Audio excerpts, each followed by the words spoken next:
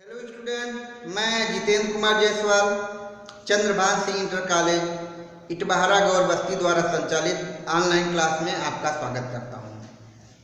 आज हम लोग कक्षा 10 की केमिस्ट्री की क्लास में पढ़ेंगे chemical reactions and equations part 12। इस पार्ट में हम लोग आक्सीकारक एवं अपचायक के बारे में पढ़ेंगे। इससे पहले वाले वीडियो में हम लोगों ने ऑक्सीकरण और अपचयन अभिक्रियाओं के बारे में पढ़ा था। वह अभिक्रिया जिसमें ऑक्सीजन जुड़ता है या हाइड्रोजन पृथक होता है क्या कहलाता है? ऑक्सीकरण अभिक्रिया कहलाता है। दूसरा क्या है? अपचयन, वह अभिक्रिया जिसमें किसी पदार्थ से हाइड्रोजन जुड़ता है या ऑक्सीजन पृथक होता है, तो उसे क्या कहते हैं? अपचयन अभिक्रिया। हम लोगों ने रेडॉक्स अभिक्रिया के बारे में भी पढ़ा था, यानी वह अभिक्रिया जिसमें ऑक्सीकरण और अपचयन दोनों साथ साथ होता है, रेडॉक्स अभिक्रिया कहलाता है। अब आपको बता दें कि ऑक्सीकरण और अपचयन अभिक्रिया से ही संबंधित आपका ऑक्सीकारक एवं अपचायक है। किससे संबंधित है? ऑक्सीकरण और अपचयन अभिक्रिया से। तो देख लेते हैं ऑक्सीकारक। वह पदार्थ जो ऑक्सीकरण के लिए ऑक्सीजन परमाणु प्रदान करता है या हाइड्रोजन पृथक करता है, ऑक्सीकारक कहलाता है। या हम कह सकते हैं वह पदार्थ जिसका अपचयन होता है और स्वयं ऑक्सीकृत हो जाता है, ऑक्सीकारक कहलाता है। अब हम लोग एक उदाहरण के माध्यम से ऑक्सीकारक को देखेंगे। तो CuO plus H2 gives Cu plus H2O। ये आपकी एक रासायनिक अभिक्रिया है जिसमें हम देखते हैं कि ये आपका जो CuO है, इसने क्या किया है कि अपने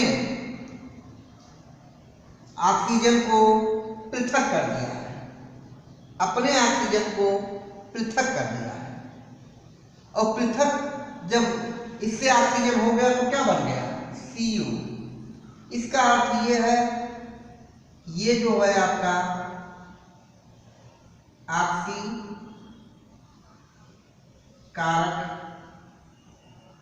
है। क्या है? ये आपका ऑक्सीकारक है। दूसरे परिभाषा से हम लोग देख लेते हैं। तो दूसरे परिभाषा से क्या है? वह पदार्थ जिसका अपचयन होता है। क्या होता है? अपचयन होता है। तो आप अपचयन की परिभाषा क्या होती है? वह प्रक्रिया जिसमें हाइड्रोजन जुड़ता है और ऑक्सीजन पृथक होता है। तो आप देख रहे हैं कि यहां से ऑक्सीजन पृथक हो रहा है और हाइड्रोजन जुड़ रहा है। इसका मतलब कि इसका अपचयन हो रहा है, अपचयन हो रहा है। और क्या कह रहा है? जिसका अपचयन होता है और स्वयं ऑक्सीकृत हो जाता है, ऑक्सीकारक कहलाता है। अब हम लोग देखेंगे अपचायक कि अपचायक क्या है। तो वह पदार्थ जो अपचयन के लिए हाइड्रोजन परमाणु प्रदान करता है या ऑक्सीजन पृथक करता है, अपचायक कहलाता है। यानी क्या करेगा, अब की बार वो हाइड्रोजन परमाणु प्रदान करेगा और क्या करेगा, ऑक्सीजन को पृथक करेगा। लेकिन किस क्रिया के लिए, अपचयन के लिए। ठीक है, दूसरी परिभाषा देख लेते हैं। वह पदार्थ जिसका ऑक्सीकरण होता है और स्वयं अपचयित हो जाता है, अपचायक कहलाता है। ठीक है, उदाहरण के माध्यम से इसको हम समझते हैं। ZnO zinc oxide plus C gives हो जाएगा आपका Zn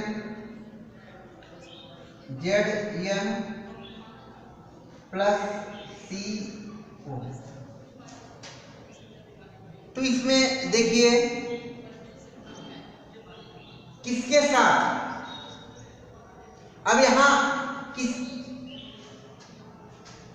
अब देखिए पहला वाला तो परिभाषा आपका इसमें फिट नहीं बैठ रहा है, लेकिन दूसरे वाले परिभाषा से देखिए, वह पदार्थ जिसका ऑक्सीकरण हो रहा है। तो यहां ऑक्सीकरण क्या है, वह प्रक्रिया जिसमें पदार्थ से ऑक्सीजन जुड़ता है, ऑक्सीकरण कहलाता है। तो आप देख रहे हैं C से क्या जुड़ गया, O जुड़ गया। इसका अर्थ यह हुआ कि C का ऑक्सीकरण हो गया। क्या हो गया, C का ऑक्सीकरण हो गया। और हम कह सकते हैं वह पदार्थ जिसका ऑक्सीकरण होता है वो क्या कहलाता है,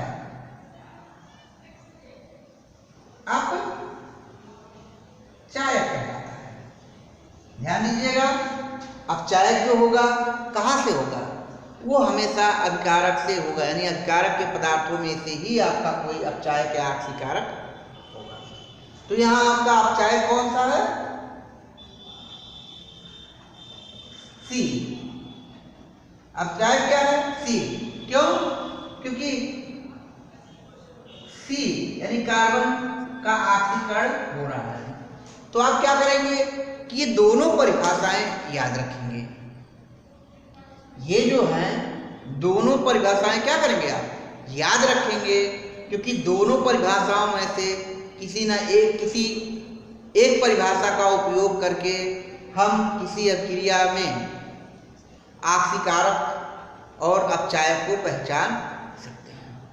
अब हम लोग कुछ रेडॉक्स अभिक्रियाओं के माध्यम से ऑक्सीकारक और अपचायक की पहचान करेंगे।